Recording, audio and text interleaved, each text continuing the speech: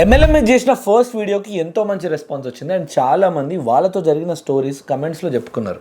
మీరు ఈ స్టోరీస్ అన్నీ అబ్జర్వ్ చేస్తే నేను ఫస్ట్ పార్ట్లో చెప్పిన ప్రతి ఒక్కటి సింక్ అవుతుంది. ఒకవేళ మీరు పార్ట్ 1 చూడకపోతే ఇమీడియట్గా వెళ్ళి చూసేసేయండి. వీళ్ళతో పాటు ఈ స్కామ్ కంపెనీ భక్తులు కూడా చాలామంది కమెంట్స్ పెట్టారు, అన్న ఈ కంపెనీ మంచిది అది ఇదే అని. కాకపోతే వీళ్ళని పెద్దగా పట్టించుకోవాల్సిన అవసరం లేదు. కానీ ఇన్స్టాగ్రామ్లో యూట్యూబ్లో వీళ్ళ భజన చాలా ఎక్కువైపోవడం వల్ల చాలామంది చెప్పింది ఏంటంటే వాళ్ళ పేరెంట్స్ కూడా ఎంత చెప్పినా వినకుండా ఇదే ట్రాప్లో దిగుతున్నారు. మేము ఏం చేయాలనుకుంటే కమెంట్స్ పెట్టారు. ఇక్కడ ఇన్వాల్వ్ అయింది పేరెంట్స్ కాబట్టి మీరు డైరెక్ట్గా చెప్తే వినకపోవచ్చు, ఎందుకంటే నేను చెప్పిన మా మమ్మీ నదు. సో అందుకు వాళ్ళకి పార్ట్ 1 అండ్ ఈ వీడియోని లాస్ట్ వరకు చూపియండి. ఆల్సో ఈ వీడియోస్ కింద కమెంట్స్లో షేర్ చేస్తున్న వాళ్ళ స్టోరీస్ని కూడా చూపియండి. సో చేంజ్ అయ్యే ఛాన్సెస్ కొంచెం ఎక్కువ ఉండొచ్చు. దీంతో పాటు యూట్యూబ్లో చాలా అవేర్నెస్ వీడియోస్ ఉన్నాయి, వాటితో పాటు ఈ స్కామ్లో మోసపోయిన వాళ్ళ వీడియోస్ కూడా ఉన్నాయి, అవి కూడా చూపియండి. దీనికి మించి అయితే మనం ఇంకేం చేయలేం. సో మీకు ఇంకేం చేయాలో తెలియాలంటే ఈ వీడియోని లాస్ట్ వరకు చూడండి. మీకు వీలవుతే మనం ఈ రోజు కలుద్దాం. మరి ఉప్పల్లో మీకు వీలవుతే అంటే ఇప్పుడైతే నేను ఊర్లో ఉన్నాను, రామంతపూర్లో ఉంటాను రూమ్లో. ఇప్పుడు నేను వరంగల్లో ఉన్నా. ఎల్లుండి వస్తా అన్న, నేను కలవచ్చా అన్న? మనం కలవచ్చు, కలిసి మనం మాట్లాడదాం. బిజినెస్ ఏంటి, ఎలా చేయాలి, ఎలా చేసి ఎక్స్ప్లెయిన్ చేస్తాను. ఓకే అన్న. అన్న మరి పైసలు ఏమన్నా అయితే అన్న ఇనిషియల్గా అర్థం కాలే. పైసలు ఏమైనా కట్టాలా మీరు ఇప్పుడు ఎక్స్ప్లెయిన్ చేస్తున్నందుకు? పైసలు కట్టించుకోవడాలు అలాంటివి ఏమి ఉండవు. పైసలు కట్టించుకోవడాలు 10 మంది కట్టించి ఈ రోజు ఉంది రేపు పోయే కంపెనీ కాదు. 20 సంవత్సరాలు అవుతుంది కంపెనీ వచ్చి, బ్రహ్మాండంగా నడుస్తుంది. 2004 ఓకే. ఏమేం ప్రోడక్ట్స్ ఉంటాయన్నా ఇందులో? మీరు ఒకసారి అది వీడియో వింటే మీకు అర్థం ఉంటుంది. ఫస్ట్ బిజినెస్ గురించి మీరు తెలుసుకుంటే ఆ తర్వాత నేను ఏదైనా క్వశ్చన్కి ఆన్సర్ ఇవ్వగలుగుతాను. Okay okay. అది వినకపోతే మీరు సగం ఐడియా ఉంటుంది, సగం అవును, ఏమనుకోకన్నా. అంటే క్వశ్చన్లు కొన్ని ఎక్కువ అడుగుతున్నా మిమ్మల్ని. అది వింటే మీరు నాకు ఎన్ని క్వశ్చన్స్ అడిగినా నేను ఆన్సర్ ఇస్తాను. ఓకే. నేను విని కాల్ చేయనా అన్న మీకు ఇంకొకసారి? మళ్ళీ చూసి వీడియో చూసి కాల్ చేసి, అంటే మీరు సారీ అన్న, ఇట్లా మీరు బిజీ ఉంటారేమో అట్లా కాల్ చేసిన, ఏమనుకోకండి. ఓకే అన్న, ఓకే అన్న. చూసారు కదా, నేను ఈ కాల్లో ఎంత ఫోర్స్ చేసినా ఆయన కంపెనీ పేరు తప్ప ఆ బిజినెస్ మోడల్ ఎట్లా ఆపరేట్ అవుతుంది, ఈ సబ్బు పేస్ట్లో నేను ఎట్లా పైసలు సంపాదించగలుగుతా అవేం చెప్తలేడు. యూట్యూబ్ వీడియో చూడని ఫోర్స్ చేసిండు. సరే అని అంత ఫోర్స్ చేస్తుండు కదా, నా వీడియో ఓపెన్ చేస్తే ఇప్పుడు నాతో ఫోన్లో మాట్లాడింది నేను ఏదైతే రీల్ చూసి కాల్ చేసినో ఆ అంకుల్ కాదు. మళ్ళీ ఈ వీడియో దగ్గరకు వచ్చేసరికి అదే అంకుల్ ఉన్నాడు. సో ఆ uncle phone number some other అతను అసోసియేట్ ఎవరో హ్యాండిల్ చేస్తుండు. ఈ వీడియోలో ఏముందంటే సేమ్ నేను మీకు ఇంతకుముందు చెప్పిన కదా స్టోరీ, ఆ థమ్స్ అప్ 2 రూపీస్కి తయారు చేసి అదే స్టోరీ. ఏదైనా మీరు సోపో పేస్టో కొంటే ఆ కంపెనీ నుంచి మీ చేతులకు వచ్చేసరికి ఒక 10 మంది చేతులు మారుతుంది. అది కాకుండా 60% ఆ కంపెనీ మార్కెటింగ్ మీద స్పెండ్ చేస్తుంది. అలా స్పెండ్ చేసి 2 రూపీస్ ఉన్న ప్రైస్ని 50 రూపీస్ చేస్తుంది అని ఏదో సోది చెప్పి, దాని తర్వాత మీ దగ్గర ఉన్న షాప్లో మీకు ఏమైనా డిస్కౌంట్లు వస్తే అవి ఇవని చెప్పిండు. మీకు కింద డిస్క్రిప్షన్లో లింక్ పెడతా, వెళ్ళి ఆ వీడియో ఒకసారి చూసేసేయండి. దాని సారాంశం ఏంటంటే మీరు రెగ్యులర్గా కొనే షాపులు, సూపర్ మార్కెట్లు కాకుండా వెస్టీజ్ షాప్లో ఈ సోప్స్ కానీ పేస్ట్లు కానీ కొంటే మీకు 45% డిస్కౌంట్ వస్తుంది. అది కాకుండా మీరు ఒక 10 మందికి రిఫర్ చేస్తే ఎవ్రీ 30,000 లేదా 3 lakh లేదా 30 lakh పర్చేస్కి మీకు 10% కమిషన్, అంటే 3,000, 30,000, 3 lakh వరకు మీరు సంపాదించుకోవచ్చు అని ఒక ఆశ చూపిస్తున్నాం. మరి ఈ సార్ వీడియోలో చెప్పినట్టు పేస్ట్ సోపు మారితే మీ లైఫ్లు మారిపోతాయి. కాబట్టి ఒక్కసారి ఈ పేస్ట్ సోపులు ఏ కాస్ట్లు ఉంటాయి, అసలు ఏం దేంత అని తయారు చేస్తారు ఒకసారి చూద్దాము.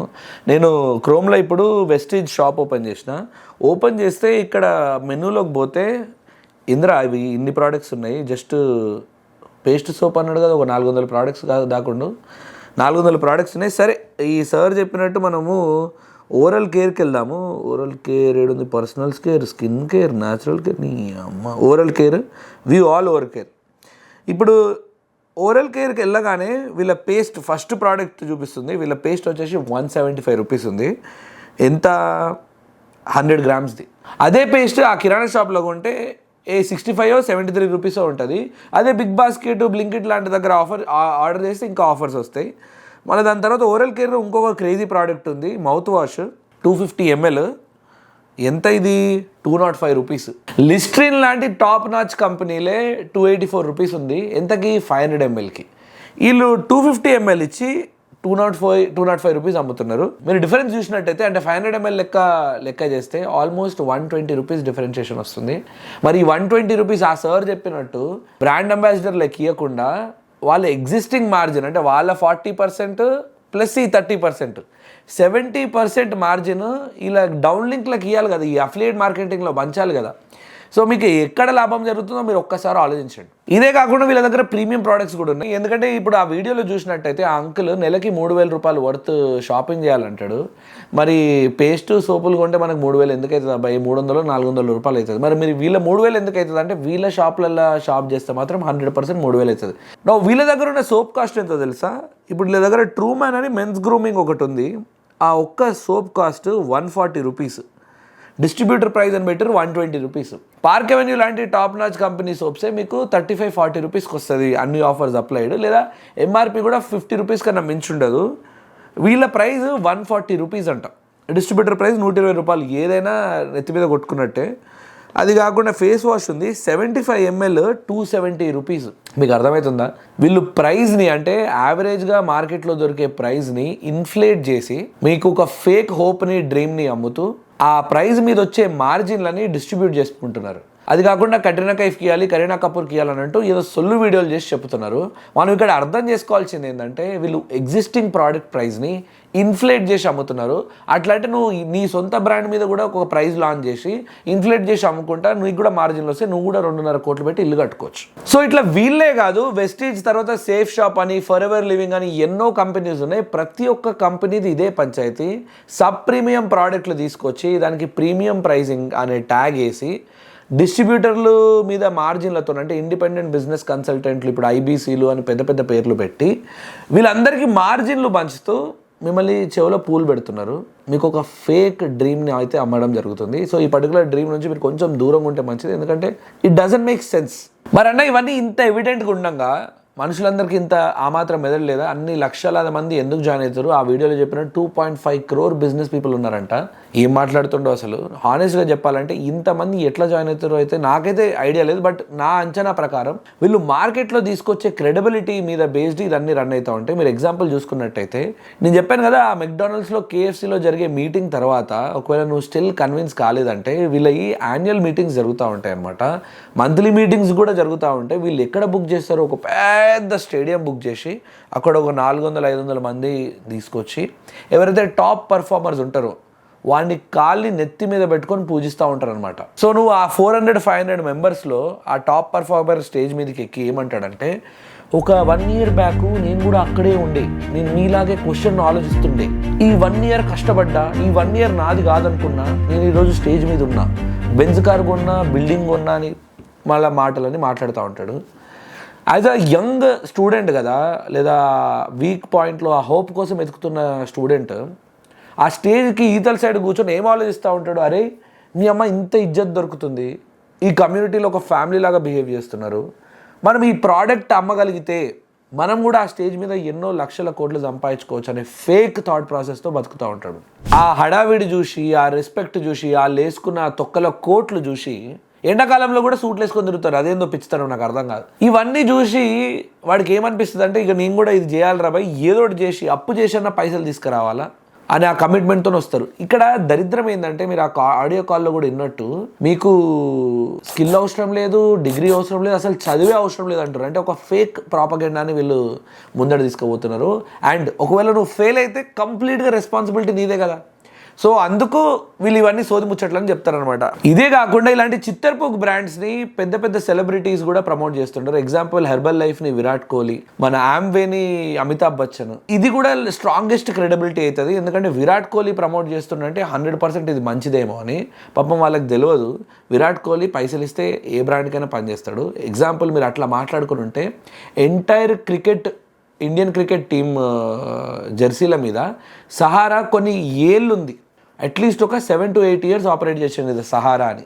వాళ్ళే 28,000 crore స్కామ్ చేసే అంత సీన్కి వెళ్ళినప్పుడు విరాట్ కోహ్లీ ఎంత చెప్పు. నేను కూడా విరాట్ కోహ్లీ ఫ్యానే, బట్ నేను ఆయన క్రికెట్కి ఫ్యాన్, కానీ ఆయన చేసే అడ్వర్టైజ్మెంట్స్కి ఆర్ ఎండార్స్మెంట్కి ఆయన purely it's his personal choice. So ఆ పర్సనల్ చాయిస్ని మనం ఆబ్జెక్టివ్గా చూడడం చాలా ఇంపార్టెంట్. ఎందుకంటే అది at the end of the day అదొక బ్రాండ్ డీల్. బ్రాండ్ డీల్ అంటే ఒక ప్రమోషనల్ డీల్ లాగా మాత్రమే చూడాలి, కానీ ఆయన పర్సనల్ ఎండార్స్మెంట్ లాగా మాత్రం చూడకూడదు.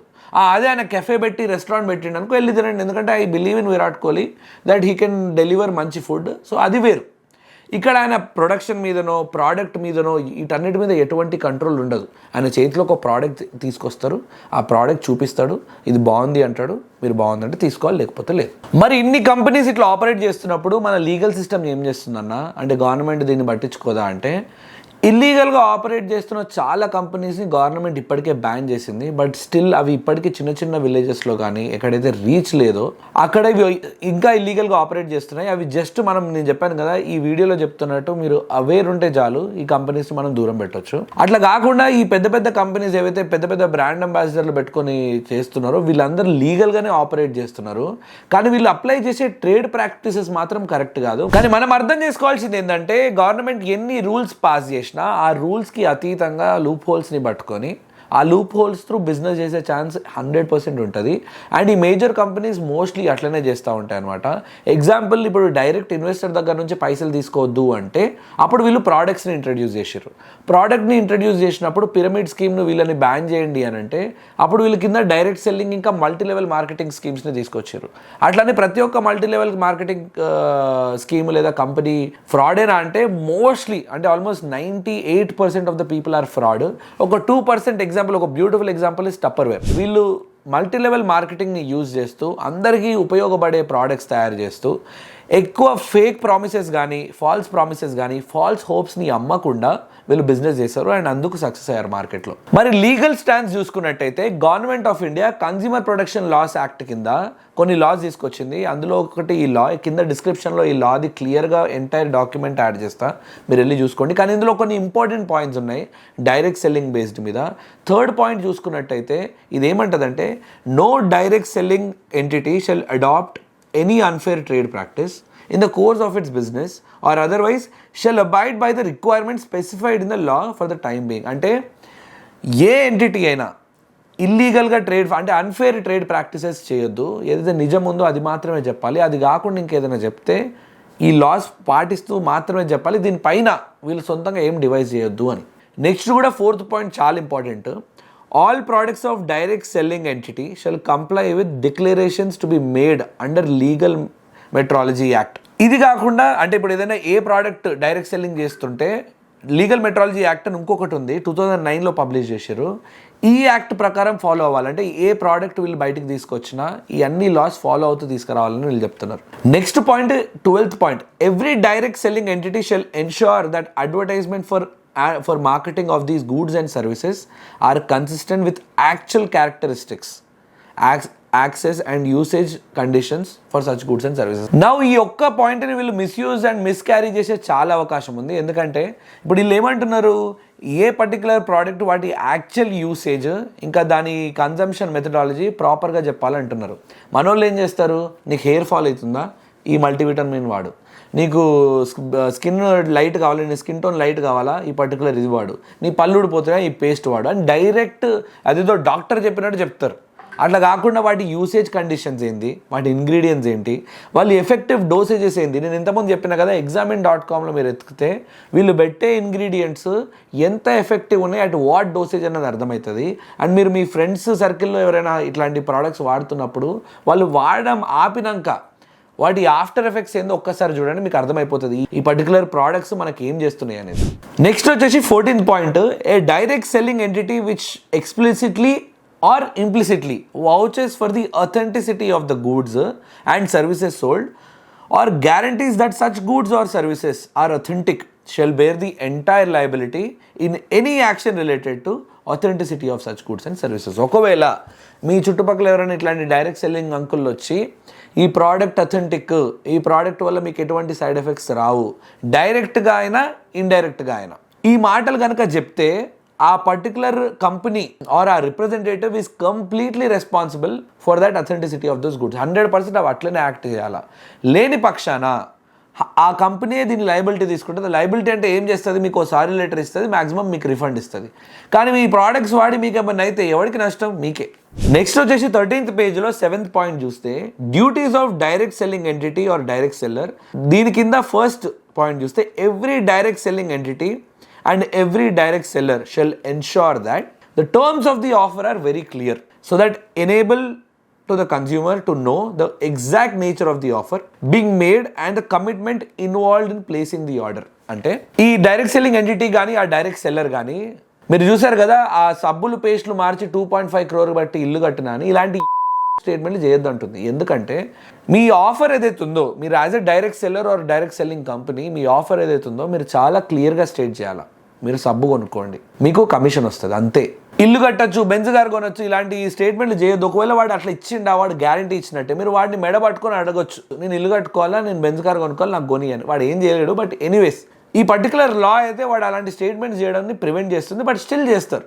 నేను మీకు చెప్పాను కదా, హెర్బల్ లైఫ్ మీద back in 2016 $200 million worth case file అయిందని. వాళ్ళు ఏం చేశారంటే ఈ డైరెక్ట్ ఈ డీలర్స్ డిస్ట్రిబ్యూటర్స్ ఐబీసీస్ వీళ్ళు ఎవరైతే ఉన్నారో వీళ్ళని, ఒకవేళ మీ లెవెల్స్ అడ్వాన్స్ కావాలంటే మీరు ఎక్సెసివ్ ప్రోడక్ట్స్ కొనండి, వీళ్ళు డిమాండ్ లేకపోయినా వీళ్ళ మీద ఫోర్స్ పెట్టి ఎక్సెసివ్ ప్రోడక్ట్స్ కొనిపించారు. అట్లా కొనిపించి వాటి ఎక్స్పైరీ డేట్లు వస్తే కదా ఏదో రోజు వాళ్ళు అమ్మలేకపోతే అంత డిమాండ్తో కొని ఎక్సెసివ్ ప్రోడక్ట్స్ కొని జస్ట్ లెవెల్ అడ్వాన్స్ అయ్యి మీకు ఎక్కువ చెక్ వస్తుందని పెద్ద పెద్ద ప్రామిస్లు చేసి అవి అమ్మలేక ఎక్స్పైరీ డేట్లు వచ్చినప్పుడు ఈ ప్రోడక్ట్స్ని రిటర్న్ ఇచ్చినప్పుడు కంపెనీ రిఫ్యూజ్ చేసింది అవి తీసుకోవడంలో. నౌ ఈ 15th పేజ్లో ఈ పాయింట్ ఇదే చెప్తుంది, refuse to take back surplus goods or deficient services and refund the consideration paid for the goods and services provided.